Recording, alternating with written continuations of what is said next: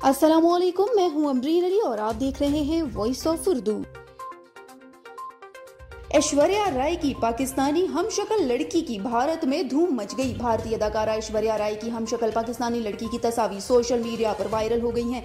भारतीय अदाकारा ऐश्वर्या राय की हमशक्ल पाकिस्तानी ब्लॉगर ने सोशल मीडिया पर धूम मचा दी है। पाकिस्तानी लड़की आमना इमरान ऐश्वर्या राय से इस कदर मिलती हैं कि कोई भी आसानी इन्हें ऐश्वर्या राय समझकर धोखा खा जाएगा।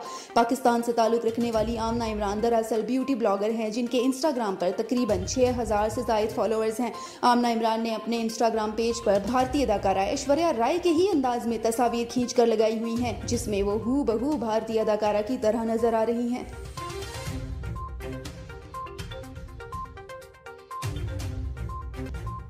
मजीद खबरों के लिए विजिट कीजिए हमारी वेबसाइट www.voiceofurdunews.nl या फेसबुक पेज पर क्लिक करें। आप हमारे यूट्यूब पेज को सब्सक्राइब करके भी मजीद वीडियोस देख सकते हैं। देखते रहिए वॉइस ऑफ उर्दू।